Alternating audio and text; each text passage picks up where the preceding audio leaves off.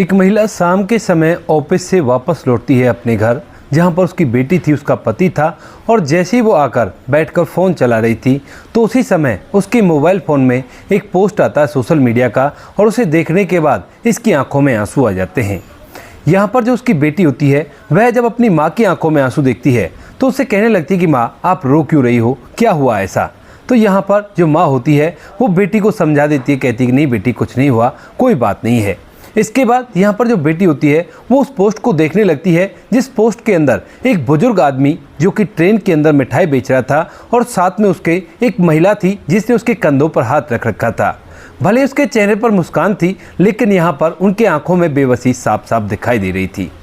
कौन थी वह महिला और किस वजह से उस पोस्ट को देखने के बाद उसकी आंखों में आंसू आ गए थे, पूरी कहानी की सच्चाई जब आप लोग जानोगे तो आप लोग भी पूरी तरह से हैरान हो जाओगे और सोचने पर मजबूर हो जाओगे कि माँ बाप जिसके लिए इतना कुछ करते हैं, क्या वो उनके साथ ऐसा भी कर सकता है। चेन्नई की एक गरीब बस्ती के अंदर एक बुजुर्ग पति पत्नी रहा करते हैं। पति की उम्र 65 साल है और पत्नी की उम्र 62 साल है। पति पत्नी एक छोटी सी खोली के अंदर रहा करते हैं, और वहाँ पर जो पत्नी होती है वो अपने हाथों से मिठाई बनाया करती है, और उस मिठाइयों को यहाँ पर जो पति होता है वो मुस्कुराकर ट्रेन में बेचा करता है।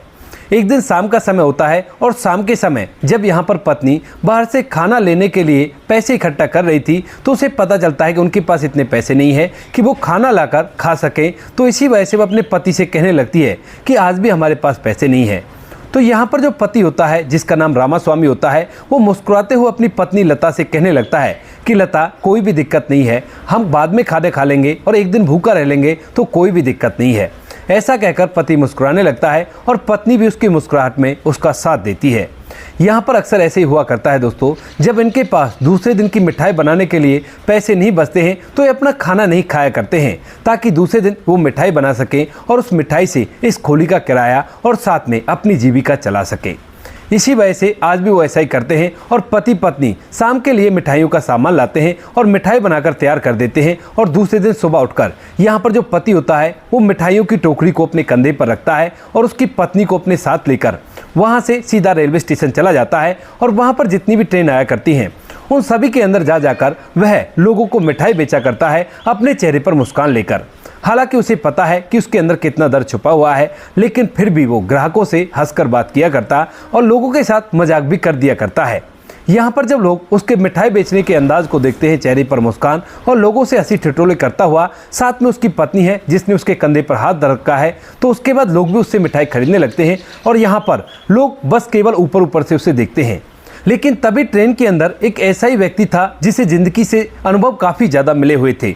वह ट्रेन में सफ़र करता है और उसी डिब्बे के अंदर रामास्वामी अपनी पत्नी के साथ, जिसका नाम लता होता है, उसी डिब्बे के अंदर मिठाई बेचने के लिए आ जाता है। अब यहाँ पर जब वह दरवाजे की तरफ से उसकी सीट की तरफ मिठाई बेचता हुआ आ रहा था तो उसके मिठाई बेचने के अंदाज को देखकर सभी लोगों का अटेंशन उसकी तरफ हो जाता है, और यहाँ पर जो व्यक्ति होता है उसका अटेंशन भी उसी की तरफ हो जाता है। उसकी उम्र 35 साल रही होगी, और जब वह रामास्वामी की आंखों की गहराई को देखता है तो उसे समझ आ जाता है कि इसकी आंखों में बहुत ज़्यादा गम छुपे हुए हैं। और इसके बाद धीरे धीरे जब रामास्वामी मिठाई बेचता हुआ उसके पास आ जाता है तो यहाँ पर वह व्यक्ति उसकी आंखों से आंखें मिलाता है और कहने लगता है कि बाबा, जो आप दिखा रहे हो वैसे तो आप बिल्कुल भी नहीं हो।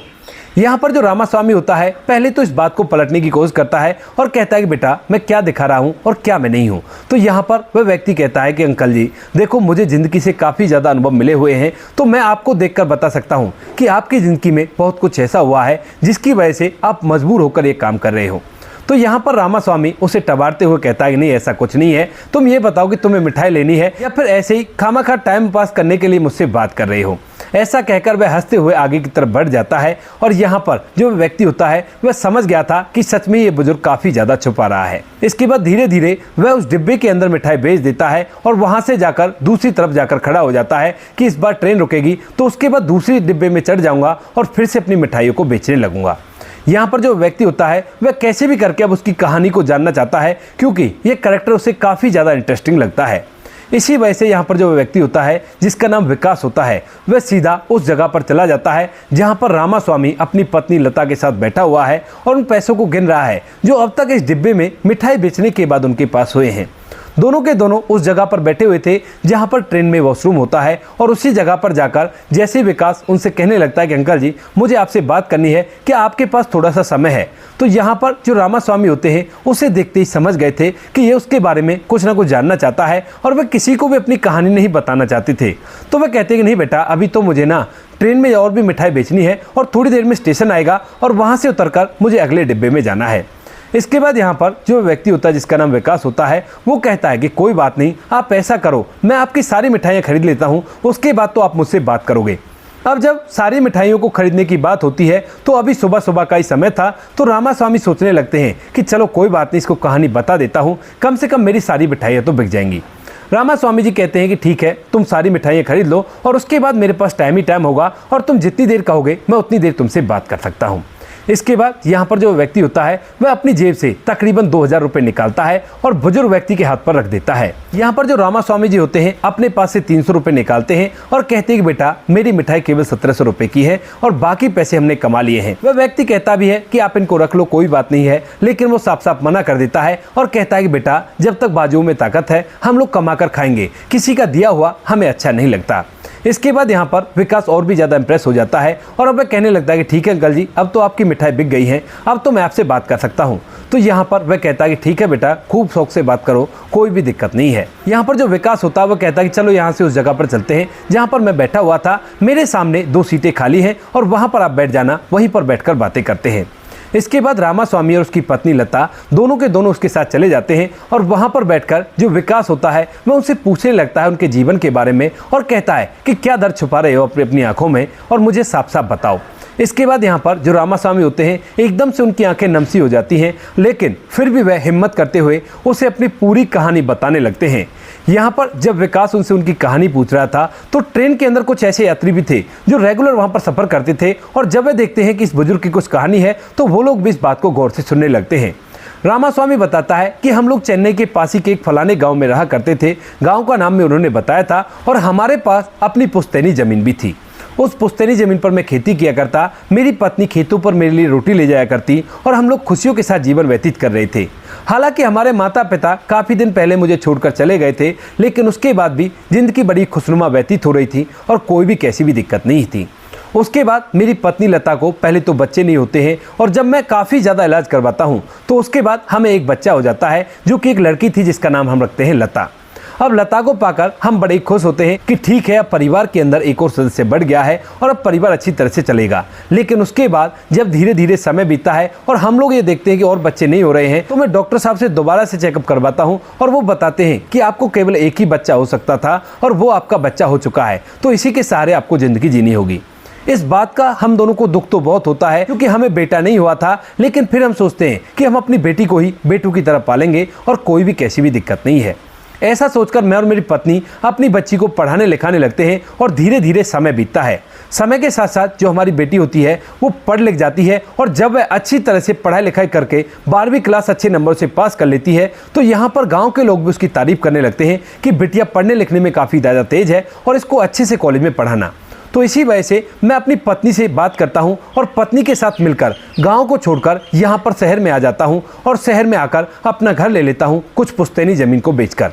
ज़मीन को बेचकर हमने शहर में घर ले लिया था, लेकिन उसके बाद जब हम बेटी का एडमिशन एक अच्छे से कॉलेज में कराते हैं तो उसके लिए भी पैसे चाहिए थे और इन पैसों की पूर्ति करने के लिए मैं और भी अपनी ज़मीन का एक हिस्सा बेच देता हूं और उसके बाद हमारी पुश्तैनी ज़मीन तो पूरी तरह से ख़त्म हो गई थी। हालांकि शहर में हमारे पास घर था और इस घर के अंदर रहकर हम अपना जीवन आराम से व्यतीत कर सकते थे और अपनी बच्ची की पढ़ाई लिखाई भी करवा सकते थे। लेकिन पढ़ाई लिखाई करवाने के लिए अब डेली का खर्चा होता है और डेली के खर्चे की पूर्ति के लिए जब मैं सोचता हूँ कि क्या किया जाए तो उसी समय जो मेरी पत्नी होती है वह कहने लगती है कि सुनते हो जी, हम ऐसा ना करें, एक छोटी सी मिठाइयों की दुकान खोलें जिसमें मैं अपने हाथों से मिठाई बनाऊंगी। अब जो मेरी पत्नी सरस्वती होती है उसकी मिठाइयाँ बहुत ही स्वादिष्ट हुआ करती थी और मुझे भी आइडिया अच्छा लगता है। घर को चलाने के लिए और बेटी को पढ़ाने के लिए ये बात हमें अच्छी लगती है और उसके बाद मैं और मेरी पत्नी शहर के अंदर एक छोटी सी दुकान खरीदते हैं क्योंकि कुछ पैसे अभी ज़मीन को बेचने के बाद बच गए थे और उस दुकान को मिठाइयों की दुकान बना देते हैं। मेरी पत्नी खुद अपने हाथों से मिठाई बनाया करती और मैं दिन भर में उन मिठाइयों को बेचा करता। सुबह सुबह 4 बजे मेरी पत्नी दुकान पर पहुंच जाया करती और हम दोनों पति पत्नी मिलकर ढेर सारी मिठाइयाँ बनाया करते और वो सारी मिठाइयाँ हमारी चुटकियों में बिक जाया करती। इसी तरह से समय बीतता है और समय के साथ साथ जो बेटी होती है उसकी कॉलेज की पढ़ाई कंप्लीट हो जाती है। लेकिन कॉलेज की पढ़ाई को करने के बाद बेटी कहने लगती है कि पिताजी मुझे ना विदेश जाना है, यहाँ पर अच्छी पढ़ाई नहीं होती और मैं वहीं से कोर्स कर सकती हूँ। अब यहाँ पर विदेश जाने के लिए काफ़ी सारे पैसे चाहिए थे और उन पैसों की पूर्ति करने के लिए मैं और मेरी पत्नी उस दुकान तक को बेच देते हैं और अपनी बेटी को विदेश भेज देते हैं पढ़ने के लिए। हमने अपनी बेटी की परवरिश में कोई भी कसर नहीं छोड़ी थी और अपने उस रोजगार को भी बेच दिया था जो हमारा इकलौता साधन था जिससे हम अपनी ज़िंदगी को आराम से व्यतीत कर सकते थे। सोचते थे कि बेटी जब पढ़ लिख जाएगी अच्छी तरह से तो उसके बाद सब कुछ ठीक हो जाएगा। यहाँ पर जब हम बेटी के लिए ये सब कुछ कर देते हैं तो उसके बाद जो बेटी होती है वह अच्छी तरह से पढ़ लिख जाती है और नौकरी भी लग जाती है। लेकिन जब हम सोचते हैं कि अब बेटी नौकरी लग गई है और हमें सहारा देगी तो उसके बाद जो बेटी होती है वह साफ साफ मना कर देती है। कहती है कि पिताजी अभी इतनी कमाई नहीं हो रही है और मैं तो इतने ही पैसे कमाया करती हूँ जिन पैसों से अपना गुजारा कर लूँ। अब इसके बाद यहाँ पर जो रामास्वामी होते हैं अभी तक उनके बस की था और इसी वजह से वो सोचने लगते हैं कि क्यों ना मैं किसी और की दुकान पर काम करने लगूं, क्योंकि दुकान चलाने का अनुभव उसे काफ़ी ज़्यादा था और इसी तरह से वह दूसरों की दुकान पर जाकर काम करने लगता है और अपने घर का खर्च चलाने लगता है। धीरे धीरे समय बीतता है और समय के साथ साथ यहाँ पर रामास्वामी सोचते हैं कि क्यों ना अब अपनी बेटी की शादी करवा दी जाए और इसीलिए एक दिन अपनी बेटी से पूछने लगते हैं कि बेटी हम तुम्हारी शादी करना चाहते हैं। लेकिन बेटी जो कि विदेश में बैठी हुई है वह कहती है कि पिताजी शादी तो मैंने कर ली है, वो भी काफ़ी दिन पहले, आपको बताने का मौका ही नहीं मिला। इस बात को सुनते ही यहाँ पर जो पिता होते हैं उनके पैरों तले से जमीन खिसक जाती है और एकदम से आंखों में आंसू आ जाते हैं। इधर उनकी पत्नी सरस्वती खड़ी हुई थी और जैसे वो अपने पति की आंखों में आंसू देखती है तो कहने लगती है कि क्या हुआ जी, आप इस तरह से रो क्यों रहे हो। तो उसके बाद यहाँ पर जो रामास्वामी होता है वह अपनी आंखों के आंसू को पहुँचता है और कहता है कि रोने की तो बात ही है, हमारी बेटी ने शादी कर ली है और हमसे पूछा तक भी नहीं। अब इस बात को सुनकर यहाँ पर जो सरस्वती होती है वो कहने लगती है कि आप भी कमाल करते हो, नए बच्चों की नई सोच है, कर ली तो कौन सी बड़ी बात हो गई, कोई बात नहीं, अब तुम उससे ऐसा कह दो कि वो घर पर आ जाएगी अपने पति के साथ और हम लोग उसके पति को देखना चाहते हैं। इस बात को सुनकर जो रामास्वामी होते हैं वह अपनी बेटी से कहने लगते हैं बेटी कोई बात नहीं, तूने शादी कर ली तो कम से कम अब अपने पति को लेकर घर पर तो आ जा, हम तुम्हारे पति को देखना चाहते हैं। तो यहाँ पर जो उसकी बेटी होती है पहले तो मना कर देती है, कहती है कि नहीं पिताजी अभी मुझे काम है और बाद में मैं किसी दिन आऊंगी। तो उसके बाद यहाँ पर जो पिता होते हैं वो इसी तरह से समय व्यतीत करते रहते हैं और तभी जब कुछ दिनों बाद वह कह कहकर थक जाते हैं कि बेटी घर पर आ जा और उसके बाद भी जब बेटी नहीं आती है तो उसके बाद एक दिन अचानक से यहाँ पर बेटी का फोन आता है और वो कहती है कि पिताजी मैं घर पर आ रही हूँ। इस बात को सुनकर रामास्वामी की खुशी का कोई ठिकाना नहीं होता, क्योंकि उसके पास अब उसकी बेटी आ रही है जिस बेटी को देखने के लिए वह काफी ज्यादा बेकरार है। भले ही बेटी ने बहुत गलत किया था लेकिन फिर भी माता पिता का जो दिल होता है ना वो बच्चों को माफ कर दिया करता है। तो इसी तरह से रामास्वामी और उसकी पत्नी सरस्वती ने अपनी बेटी को माफ कर दिया था और उसके आने की राह देखने लगते हैं। धीरे धीरे 3 से 4 दिन बीतते हैं और 3-4 दिन बाद यहाँ पर उसकी बेटी जो लता होती है वह अपने पति के साथ यहाँ पर आ जाती है। यहाँ पर 2 से 3 दिन रहने के बाद जो बेटी होती है वो कहने लगती है कि माँ बाबू जी अब आप लोग यहाँ पर अकेले रह गए हो तो क्यों ना आप भी हमारे साथ चलो और अब आपको बुढ़ापे में काम करने की जरूरत नहीं है। इस बात को सुनकर यहाँ पर रामास्वामी को अपने कानों पर विश्वास नहीं होता और फिर वे सोचने लगते हैं कि हो सकता है बेटी को अकल आ गई हो, इसी वजह से ऐसा कर रही है। इसके बाद वो कहते हैं कि हाँ बेटी सही कह रही है और कोई बात नहीं, हम भी तुम्हारे साथ चल देते हैं। तो यहाँ पर जो लता होती है वो कहती है कि हाँ साथ तो चल देंगे, लेकिन ऐसा करते हैं इस चेन्नई वाले घर को बेच देते हैं क्योंकि आपके डॉक्यूमेंट भी तो बनवाने हैं ना, उन पैसों से मैं आपके डॉक्यूमेंट बनवा दूंगी, टिकट करवा दूंगी और वहां पर आपका वीजा भी लगवा दूंगी। इस बात को सुनकर रामास्वामी कहने लगते हैं कि क्यों बेटी, इसको क्यों बेचना है, कभी ना कभी तो तुम्हें यहाँ पर आना होगा। तो तभी जो बेटी होती है वो कहने लगती है कि देखो पिताजी मैंने तो वहीं की नागरिकता ले ली है और वहीं पर शादी कर ली है, तो अब मुझे वहां से वापस तो नहीं आना होगा और जब तक आप जिंदा हैं आपको मैं अपने साथ रख लूंगी, उसके बाद मैं वहीं पर अपने परिवार के साथ रहूंगी। पति पत्नी दोनों उस घर को बेच देते हैं और जो भी पैसे आते हैं उन्हें अपनी बेटी के हाथों में थमा देते हैं। बेटी जो होती है 2 से 3 दिन बाहर घूमकर आती है और उसके बाद एक दिन कहने लगती है कि पिताजी हम लोगों ने टिकट करवा ली है और आप लोग हमारे साथ चलो। यहाँ से रामास्वामी जो होते हैं वह अपना जो कुछ भी सामान था अपनी पत्नी के साथ उस सामान को पैक करते हैं और पैक करने के बाद अपनी बेटी और दामाद के साथ वहाँ से विदेश जाने के लिए निकल जाते हैं। लेकिन जैसे वो लोग एयरपोर्ट पर पहुंचते हैं तो यहाँ पर जो बेटी होती है वह अपने पति के साथ उनसे कहती है कि आप थोड़ी देर यहीं पर रुको, मैं अभी देख कर आती हूँ कि कितनी देर में फ्लाइट आने वाली है और उसके बाद आप लोगों को ले जाऊंगी। ऐसा कहकर दोनों पति पत्नी एयरपोर्ट के अंदर चले जाते हैं और माता पिता बाहर बैठकर राह देख रहे थे कि कभी तो बेटी वापस लौटेगी और उसके बाद हमें ले जाएगी। लेकिन बेटी को वापस आना ही नहीं था। वो तो अपने माता पिता को धोखा देकर यहाँ से उन पैसों को लेकर भाग चुकी थी, जो पैसे उसके पिता के घर को बेचने के बाद उसे मिले हैं। उन पैसों को लेकर बेटी और उसका पति वहां से फ्लाइट पकड़कर सीधा विदेश चले जाते हैं और यहाँ पर माता पिता अकेले रह जाते हैं। रामास्वामी काफी देर तक अपनी बेटी की राह देखते हैं, लेकिन जब बेटी नहीं आती है तो उसके बाद वे उसे फोन मिलाने लगते हैं, लेकिन फोन स्विच ऑफ था क्योंकि फ्लाइट के अंदर फोन को फ्लाइट मोड पर कर दिया जाता है। जब पति ये बात देखता है तो उसके बाद उसे महसूस हो जाता है कि शायद उसकी बेटी ने उसे धोखा दे दिया है और वो उन्हें यहाँ पर छोड़कर चली गई है। लेकिन ये बात वो अपनी पत्नी से कहने की हिम्मत नहीं जुटा पाता है और इसके बाद धीरे धीरे कुछ समय और बीत जाता है। जब एयरपोर्ट के बाहर लगभग 4 घंटे उनको बैठे हुए हो जाते हैं तो तब तक लता को भी ये विश्वास हो गया था कि उनकी बेटी ने उनके साथ धोखा किया है और उसके बाद वो अपने पति से कहने लगती है कि लगता है हमारी बेटी वापस नहीं आने वाली। इसके बाद जो पति होता है, जब उसकी पत्नी की समझ में आ जाता है तो वो कहने लगता है कि हाँ, ये बात मुझे उसी समय महसूस हो गई थी जब मैंने अपनी बेटी को फोन किया था, लेकिन मैं तुमसे कहने की हिम्मत नहीं जुटा पा रहा था और कोई बात नहीं, अब चलो वापस चलते हैं। लेकिन यहाँ पर जो पत्नी होती है वो कहती है कि वापस तो चलते हैं, लेकिन कहाँ चलेंगे, क्योंकि यहाँ पर तो हमारा वो घर भी बिच गया है जिस घर के अंदर हम रहा करते थे, और अब हम जाएं तो जाएं कहाँ और करें तो करें क्या। तो यहाँ पर जो उसका पति होता है वो कहता है कि कोई बात नहीं, कोई ना कोई इंतजाम हो जाएगा। मेरे पास मेरी एक अंगूठी है जो कि कभी उसकी पत्नी ने उसे बनवा कर दी थी, इसको बेच देते हैं और कोई किराए का कमरा ले लेते हैं किसी बस्ती में। उसके बाद देखते हैं कि आगे क्या सोचना है। यहाँ पर दोनों पति पत्नी अपने सामान को लेकर वहां से आंखों में आंसू लेकर वापस लौटते हैं और पास ही की एक गरीब बस्ती में अपने एक छोटी सी किराए की खोली लेते हैं, जिसका किराया महीने का 800 रुपये था। अब उस किराए की खोली को ले लेते हैं, अंगूठी को उन्होंने बेच दिया था और वहां पर बैठकर सोचने लगते हैं कि अब क्या होगा और कैसे करना है। लेकिन रामास्वामी वेट कर रहे थे कि जब बेटी विदेश पहुंच जाएगी तो उसके बाद एक बार उसे फोन करके कहूंगा तो सही कि बेटी तूने ऐसा क्यों किया, जब तुम्हें हमारी देखरेख करनी ही नहीं थी तो हमारे घर को क्यों बिचवा दिया। इसके बाद धीरे धीरे जैसे शाम होती है तो शाम के समय रामास्वामी अपनी पत्नी लता के साथ बैठते हैं और बैठने के बाद अपनी बेटी के पास फोन मिला देते हैं। कहते हैं कि बेटी ये तूने ठीक नहीं किया। तभी यहाँ पर जो बेटी लता होती है वो बेशर्मों की तरह कहने लगती है कि पिताजी इसमें ठीक और गलत ही क्या है, आखिरकार वो घर होना भी मेरा ही था और आपके लिए मैंने गांव का घर छोड़ दिया है, आप लोग वहां पर रहकर अपना जीवन व्यतीत कर लो, कोई भी दिक्कत नहीं है। और इस घर को तो वैसे भी मेरा ही होना था, तो आज ही मैंने इसे बेचकर अपने लिए कर लिया, तो कौन सी बुरी बात है। इस बात को सुनकर रामास्वामी उसे धमकाने लगते हैं, लेकिन बेटी फोन काट देती है और उसके बाद बार बार फोन मिलाने पर भी बेटी फोन नहीं उठाती है, क्योंकि यहाँ पर लता ने कहा था कि मुझे दो फोन, मैं भी इससे कुछ खरी खोटी कह लूं, क्योंकि इसके लिए हमने अपनी पूरी जिंदगी की कमाई लगा दी, लेकिन उसके बाद भी इसने हमारे साथ ऐसा व्यवहार किया। यहाँ पर जो बेटी होती है वो फोन नहीं उठाती है और उसके बाद जो लता और रामास्वामी होते हैं उन दोनों की आंखों में आंसू आ जाते हैं और उस रात पूरी रात भर वह दोनों पति पत्नी फूट फूट कर रोते रहते हैं।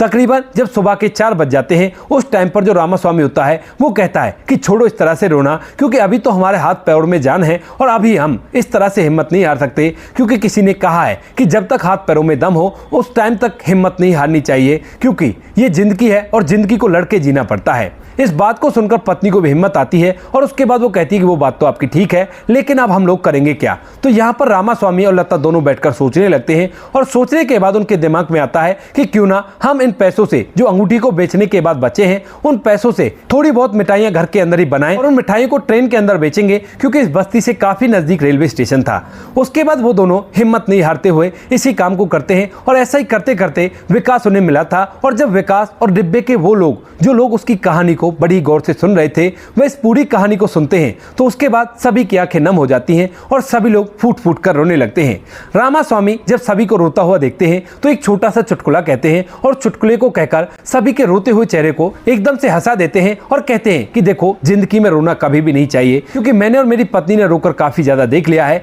लेकिन उसका कोई भी फायदा नहीं होता है। ऐसा कहकर रामास्वामी अपनी पत्नी के साथ आने वाले स्टेशन पर उतरने लगता है, लेकिन तभी यहाँ पर जो विकास होता है वो कहता है कि अंकल क्या आपकी एक फोटो मिल सकती है। तो उसके बाद जो रामास्वामी होते हैं वो बड़े ही शौक से एक फोटो खिंचवाते हैं और उस फोटो को खिंचवाते हुए यहाँ पर उनके चेहरे पर मुस्कान तो थी, लेकिन आंखों में बेबसी और लाचारी साफ साफ दिखाई दे रही थी। दोनों पति पत्नी मुस्कुराते हुए उस फोटो में आते हैं और इसके बाद जो विकास होता है उस फोटो को अच्छी तरह से सोशल मीडिया पर डाल देता है और साथ में उनकी पूरी कहानी पिन करके लिख दी थी। अब जब लोग उस फोटो को देखते हैं तो उनकी आंखों में बेबसी उन्हें साफ साफ दिखाई दे जाती है और जब उनकी पूरी कहानी को पढ़ते हैं तो वो फूट फूट कर रोने लगते हैं और ढेर सारे कमेंटों की झड़ी वहां पर लग जाती है। इसके बाद कुछ लोग तो उनकी मदद करने के लिए आगे तक भी आते हैं और कुछ लोग कहते हैं कि ऐसी बेटी को तो ऊपर वाला इस दुनिया से उठा ले तो ही अच्छा होगा, उसकी भी तो कोई बेटी होगी और जब उसकी बेटी उसके साथ ऐसा करेगी तो उसे पता चलेगा कि बुजुर्ग माता पिता का दर्द क्या होता है। यहाँ पर ये फोटो को देखकर कुछ लोग उनके एड्रेस पर आते हैं और उनकी मदद के लिए हाथ बढ़ाते हैं, लेकिन वो लोग मना कर देते हैं और कहते हैं कि नहीं, हमें आपकी मदद नहीं चाहिए, जब तक हिम्मत है तब तक मेहनत से कमाकर खाएंगे। इधर यहाँ पर ये फोटो वायरल होता होता उसकी बेटी के पास तक भी पहुंच जाता है। जब एक शाम वह ऑफिस से लौटकर अपना मोबाइल फोन चलाती है तो उसकी आंखों के सामने वो पोस्ट आ जाती है और जब इस पोस्ट के अंदर वो अपने माता पिता को देखती है और इस पर व्यू देखती है तो उसके बाद कमेंट चेक करने लगती है और कमेंटों को पढ़ने के बाद उसे महसूस हो जाता है कि लोग उससे किस तरह की बद्दुआ दे रहे हैं और उसके साथ बहुत कुछ गलत हो सकता है। इन सभी चीजों को देखने के बाद उसकी आंखों में आंसू आ जाते हैं, क्योंकि उसमें कई बार लिखा हुआ था कि उसकी बेटी अगर उसके साथ ऐसा करेगी तो उसे पता चलेगा। और यहाँ पर उसकी एक बेटी है जो कि वहीं पर आसपास घूम रही थी। जब माँ की आंखों में आंसू आ जाते हैं तो उसके बाद बेटी पास आती है और कहने लगती है कि माँ, आपकी आंखों में आंसू कैसे? तो उसके बाद वह मना करने लगती है, कहती कि नहीं बेटी, वैसे ही आंखों में आंसू आ गए हैं। लेकिन उसके बाद जो बेटी होती है वह उस पोस्ट को देख लेती है और देखने के बाद पूछने लगती है कि माँ, ये कौन है? तो यहाँ पर माँ से रोका नहीं जाता है और वो कहती है, बेटी, ये तेरे नानी नानू हैं। इतनी देर में उसका पति भी वहां पर आ जाता है और जब पति उस पोस्ट को खुद लेकर पढ़ता है और पढ़ने के बाद महसूस करता है कि उन्होंने जो कुछ भी किया था वो बहुत ही गलत था, तो उसके बाद वह अपनी पत्नी से कहने लगता है कि देखो, जो गलती हमसे हो गई है उस गलती को सुधारना है, क्योंकि लोगों के बद्दुआएं हमें बुरी तरह से परेशान कर देंगी। चलो अभी के अभी चलते हैं और अपनी उस गलती को सुधारते हैं। यहाँ पर लता पहले तो मना करती है कि मैं उनका सामना नहीं कर पाऊंगी, लेकिन जब उसकी बेटी ये सुनती है कि ये नानू नानी है तो यहाँ पर वो कहने लगती है कि माँ, मुझे भी नानू नानी को देखना है। तो इसके बाद यहाँ पर जो लता होती है वह वहाँ से इंडिया आने के लिए तैयार हो जाती है और अगली फ्लाइट से अपने परिवार के साथ सीधा इंडिया आ जाती है। इंडिया आने के बाद वह बताए गए एड्रेस पर पहुंच जाती है और वहां पर उसे उसके माता पिता मिल जाते हैं, क्योंकि शाम का समय था और शाम के समय जो माता पिता होते हैं वो मिठाइयां बनाने की तैयारी कर रहे थे। जैसे ही बेटी अपने माता पिता को देखती है तो एकदम से अपनी आंखों में आंसू ले आती है और उनके पैर पकड़कर रो रो कर उनसे माफ़ी मांगने लगती है। लेकिन यहाँ पर जो माता पिता होते हैं वो उससे कहते हैं कि बेटी, माफ़ी मांगने की कोई ज़रूरत नहीं है, ये तो संसार की रीत है। माता पिता बच्चों के लिए बहुत कुछ किया करते हैं, लेकिन जब बारी बच्चों की आती है ना तो वो तो पीठ दिखाकर भाग ही जाया करते हैं।